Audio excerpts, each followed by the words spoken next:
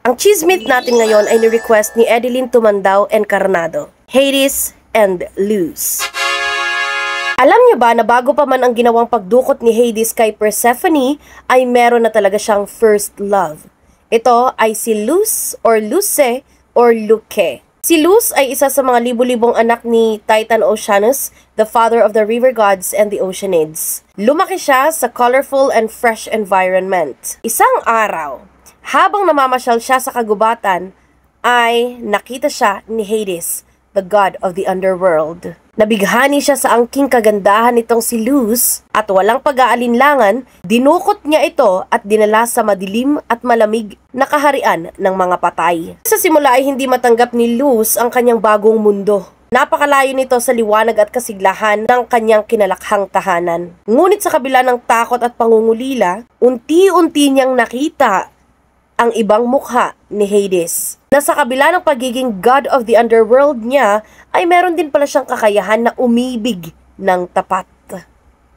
Dahil sa ipinakita niyang pagmamahal, pag-aaruga at debosyon, natutuhan na rin ni Luz na ibigin siya. Sinasabing sa piling ni Luz, nagkaroon ng init ang malamig na kaharian ni Hades. Ang madilim na mundo ng underworld ay tila nagkaroon ng bahagyang liwanag dahil di umano sa presensya ni Luz. Pero, ang kanilang kaligayahan ay hindi nagtagal. Dahil itong si Luz ay isang mortal nymph. Kailanman ay hindi siya magiging immortal na kagaya ni Hades. Dahan-dahan siyang tumanda. At sa paglipas ng panahon, ay binawian siya ng buhay.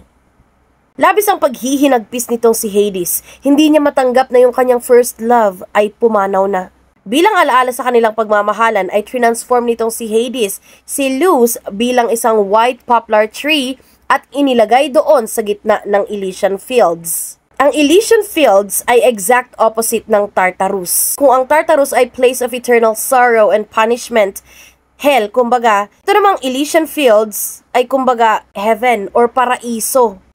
Pili lang ang mga ipinapasok dito. Tahanan ito para sa mga mortals and immortals na mabubuti, mararangal at syempre favored by the gods. At doon sa lilim ng white poplar tree sa Elysian Fields, na natiling buhay ang alaala ni Luz, ang unang pag-ibig ni Hades.